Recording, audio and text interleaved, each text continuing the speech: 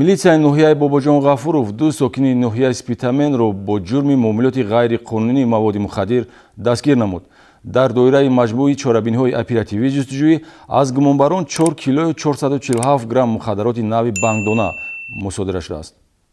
коркардҳои оперативии ҳаракатҳои ҷиноятии шаҳрвандон Абдуқодиров Акрам Урунбоевич соли таваллудаш 1977 ва Абдусамадов Атҳам Абдуаҳадович соли таваллудаш 1976 истиқоматкунандагони ҷамоати деҳоти Саидқурғони ноҳияи Спитаменро бепарда сохт.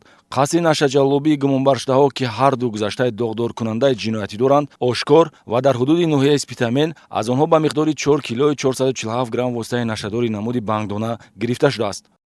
мусодираи 4 килои 447 грамм воситаи нашадори намуди бангдона натиҷаи амалиёти бобарори кормандони мақомоти милитсияи ноҳияи Бобоҷон Ғафуров аст. дар содир намудани ҷинояти мазкур ду сокини ноҳияи Спитамен боздошт шуданд.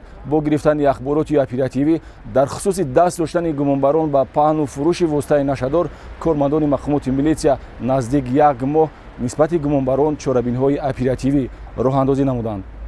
вобаста ба шахсияти гумонбарон гуфтан ҷоиз аст ки Акрам Абдуқодиров соли 2007 дар Федератсияи Россия бо ҷурми муомилоти ғайриқонунии воситаи нашадор суд шуда ба муҳлати 10 сол аз озодӣ маҳрум гардидааст. ҳаммаслаки ӯ Атҳам Абдусамадов бошад, дар Тоҷикистон барои содир намудани ҷиноятҳои авбошӣ, тамаҷҷӯӣ ва ғоратгарӣ қаблан суд шудааст. ҳамзамон то ошкор гардидани ҳолати нашаҷаллобӣ аз ҷониби мақомоти милитсия дар раёсати агентии назорати маводи нашавари назди президенти ҷумҳурии Тоҷикистон дар вилояти Суғ низ нисбати гумонбаршудаҳо коркардҳои оперативӣ баром монда шуда аз онҳо 2 килои 120 грамм бангдона гирифта шудааст. аз рӯи ҳодиса бо моддаи 200 қисми 3 кодекси ҷиноятӣ парвандаи ҷиноятӣ оғоз гардида гумонбарон дар ҳабси пешакӣ қарор доранд.